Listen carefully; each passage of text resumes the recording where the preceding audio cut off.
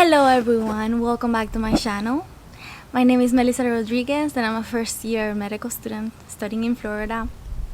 And today I'm going to be answering one of the most difficult questions to answer in medical school interviews: why I want to be a doctor, why medicine in general. And I just thought I could create a video so that you guys understand why it becomes so difficult to answer this question when they put you in a spot, right? When they ask you like in front of people, or when they ask you to answer it really quick, because it requires you to like think about because there can be many reasons, right? So you want to have a reason that you can articulate good, but also not leave things out that are also important. So today I'm just gonna give my long spiel of why I want to go into medicine and why I feel blessed to be studying what I'm studying, why I get motivated. I was gonna do a video on like motivation and how to study when you don't want to, because that happens to me sometimes, and I know it happens to many students. But I thought I could do the video about why I want to be a doctor first, so that I can then explain my strategies on how to study better in another video. But yeah, I'm gonna just go ahead and start with my story. This will be just a rough blog, hopefully, and I'm gonna start by the first exposure that I got to medicine. And this was as a little girl. I was in middle school and I broke my tibia trying to learn how to skateboard the first time, and I fell and it hurt so much. I couldn't walk, I couldn't do anything.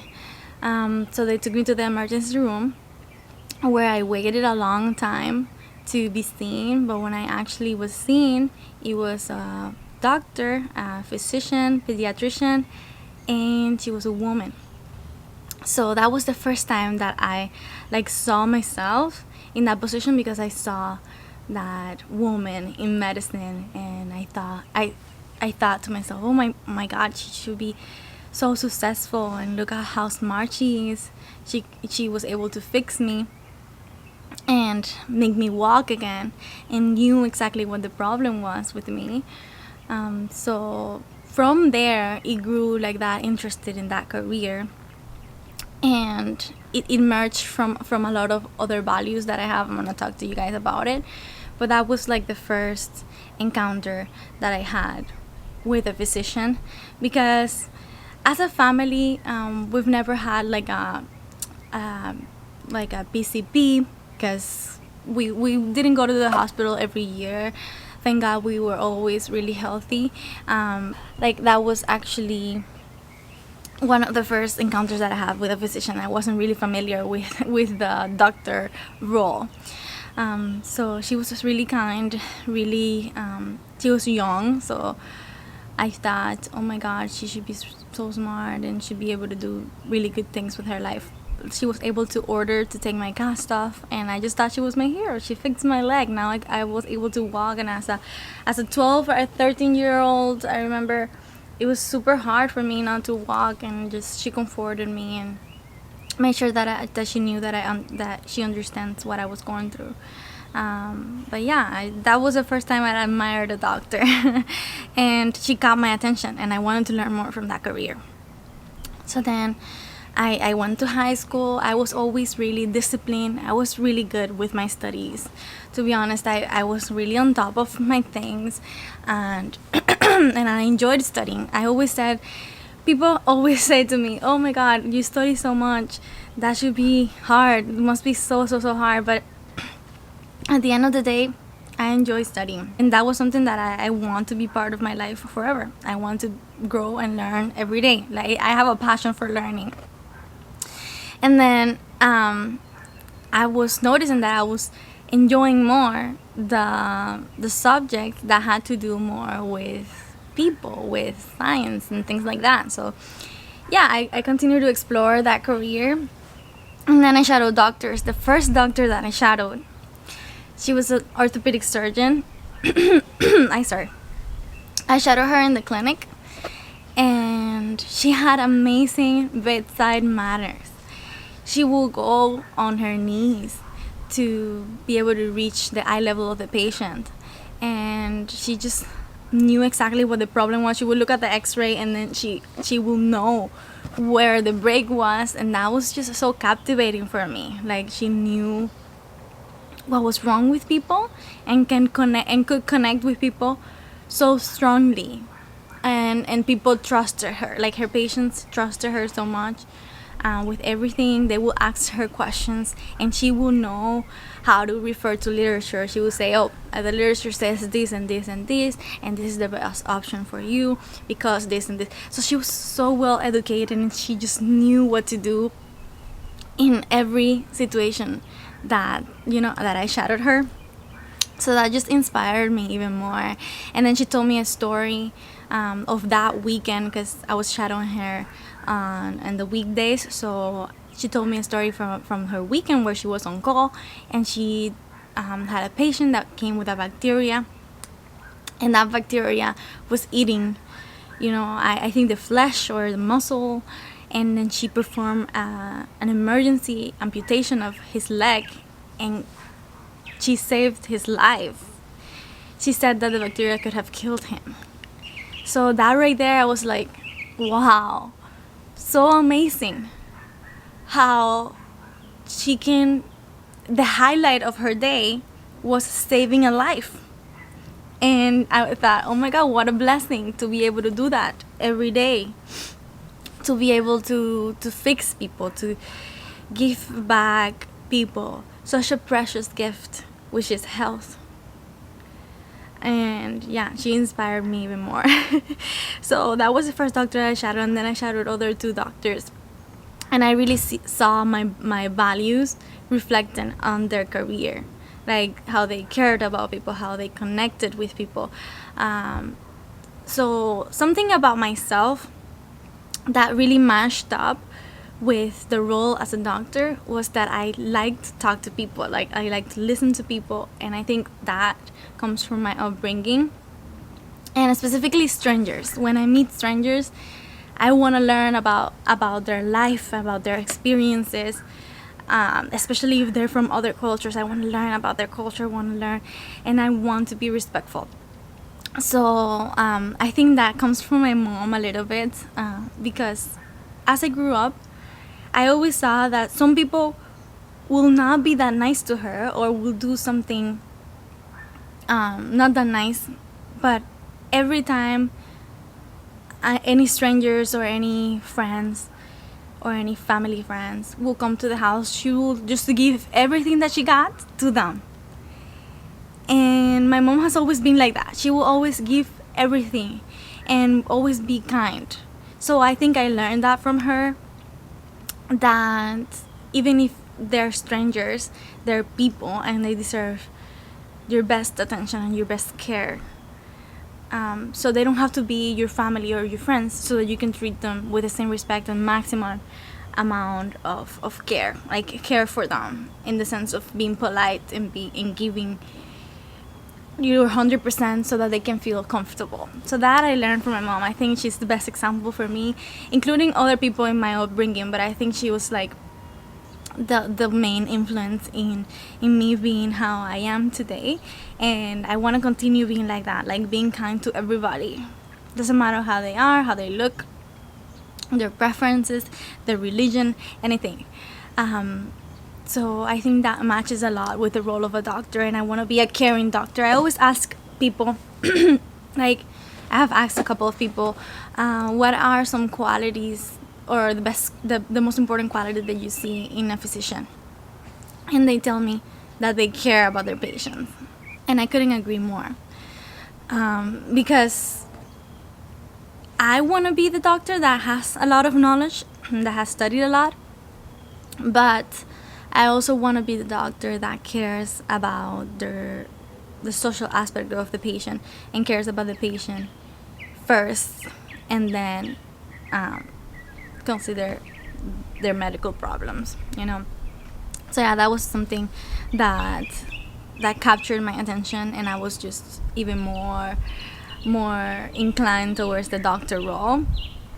And then I started doing some things in my undergraduate career as a college student that really confirmed my interest. And you can see a lot of the things that I did in my video about my entire medical school application, where you can see all of the activities that I did that really helped me be like even closer to the medical profession. And as I was learning things in college, I was noticing that I enjoyed myself more studying like things like anatomy, physiology, things that had to do with people and people's sickness and things like that. For example, I didn't like to study physics or animal behavior. And we gotta do it because we are in this country. You take like other science classes apart from the medical related science classes, but I noticed like a shift towards the classes that have to do more with medicine. So that just confirmed more my desire. And I wanted a career that challenged me, that I will never stop learning. So when I actually got into medical school, my heart was filled with joy and with happiness, because like my heart, I knew I wanted to do that, and I wanted to be the best version of myself, and I wanted to put 100% for my future patients. But I didn't know how it felt to be, in the patient side, in the family's patient side. So I think God put me into that position so that I understood how they felt, so that when I have a patient in the future, I know how they feel, and I understand, and I'm more empathetic towards my patients. So in March 2020, middle of the pandemic, the world was a chaos. You guys know, because of the COVID-19, we were receiving news after news after news of scary things about this virus. And oh my God, doctors don't know what to do with the patients that get this virus. It's really hard for people to recover. People are dying. So it really struck me. And then one day, I received a call from my mom that my dad has a fever, he's not feeling well, and he went to get the COVID-19 test. And then he came home, and yeah, he had a fever that it was a little bit uncontrollable. I took his blood pressure. His blood pressure was high. He couldn't stop coughing. I couldn't sleep at night because he couldn't stop coughing. And imagine, he starts having these symptoms that are so similar to what's going on in this world. And I get so scared, because I'm starting thinking about all of the different problems that he could have. Because he snores a lot, so maybe that's related to that. And he works in construction, so maybe all of the particles could have affected his lung. And then I was scared. I was so scared. And then when he started coughing uncontrollably, I couldn't sleep. I was like, oh, mommy, we have to go to the doctor. And mind you, we don't go to the doctor often. We don't go to a yearly doctor, and we learn from that. Basically, it got to a point where we cannot lower his fever. And then I got really scared. And I was getting scared by the hour as I saw more news about COVID. My heart was... I was scared to death. And I got really mad. I told my mom, we gotta go to the urgent care. We went to Jackson's, because a family friend told us that they knew a pulmonologist there, so that we want to go to Jackson. And then when we got there, they said, oh, no one can come in, only the patient can come in. So my mom was like, no, we're not gonna leave your dad there without no one, because we thought at least one person could go in. But no, like with COVID, everything was limited and only the patient could go in. So I'm like, we're going to the urgent care. because I knew something was wrong. And then we went to the urgent care where, he could go out if he wanted to. He didn't needed to stay there. And guess what? He had a pneumonia. Now, I was not in medical school yet. This was the spring semester. Thank God I wasn't undergraduate, because if I were to have been in medical school with all of the schoolwork that I have right now, it would have been impossible to complete any schoolwork. My head was just turning. I've never had something like this happen to my family, and I was just so scared. And then it was the pneumonia, left lower lobe consolidation. The doctor in the urgent care said, you need to go to the emergency room right now. And we knew that emergency room means he had to go inside by himself. So we went to the hospital, and I'm like, yes, you gotta go. And then he went to the emergency room. When we got there, the nurse that was taking people in was like, yeah, he has all the symptoms of COVID, so he probably will go to the carb. And she pointed to the carb. And then we were even more scared, because what if he didn't have COVID? He did the test, but during that time it was taking more than 2 weeks to get the results, so we weren't sure if he had the COVID or not. So I didn't want him to go to the carb. I wanted him to go to the hospital, like to a real room. And the nurse was like, yeah, he's going to the carb, and you can't go in with him, so just say bye right now. She was like rushing us. So that just felt, I was just scared. And my mom then, when we had to leave him, because we had to leave him, imagine, he was red, coughing a lot, 100-something fever. So I was like scared to death. Like, for anyone that knows me, my family is like, for me, when I'm talking about my family, my mom, my dad, they're everything to me. They're the most important persons in my life. They've given everything for me. They have sacrificed so much for me to be where I am, for me to be well educated, for me to be everything that I am today. So for them to be sick is my worst nightmare.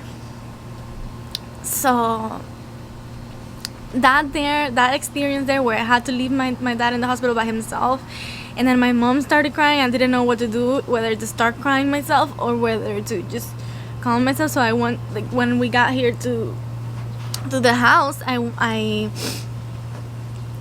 went and take a shower and then just ball myself in the shower, because I didn't want to cry in front of my mom and scare her even more.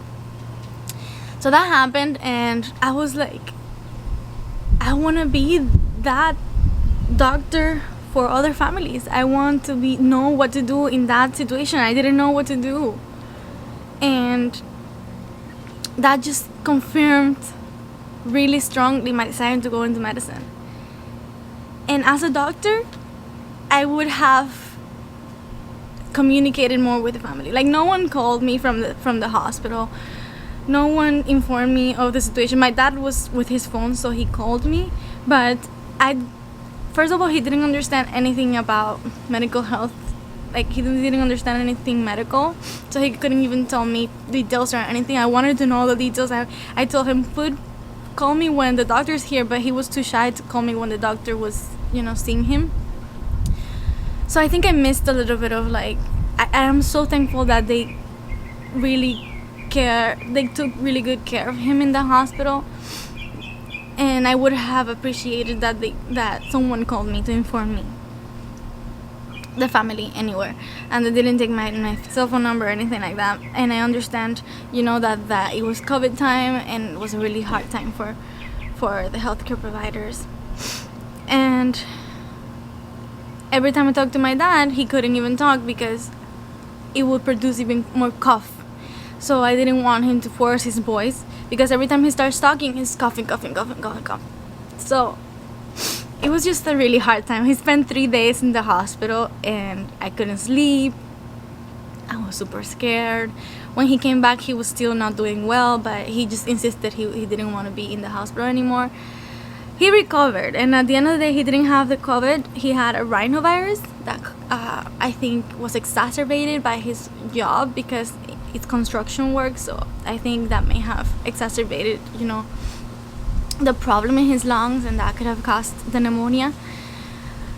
But imagine that it was so scared. And he was in sepsis, and then I saw his labs and I got even more scared, because I'm not a doctor, but I could see that his labs were not normal. And yeah, he recovered, thank God. And all I could do in that time was really pray and ask God for him to get better. And yeah, I'm so thankful that he got better. And yeah, I just wanted to tell this story just for you guys to understand where I'm coming from, and how motivated I am now that has happened to me. Even more, I'm even more motivated to just be my 100%, be knowledgeable, know what to do. I want to be the person that knows what to do in the scary situations. I want to take care of the most sick patients or the critically ill, and knowing what to do is really important to me. So yeah, that's basically it for my reasoning on why I want to be a doctor. And I could literally talk here all day about other things that also apply to my reasoning, but yeah, that's the main idea. And yeah, guys, thank you so much for listening to me and being here, and just sharing this moment with me. Ask me any questions you may have down below. Yeah, subscribe for more videos like this, and I'll be doing a video about how to study when you don't want to as well soon. And yeah, take good care of yourself, and I'll see you in the next video.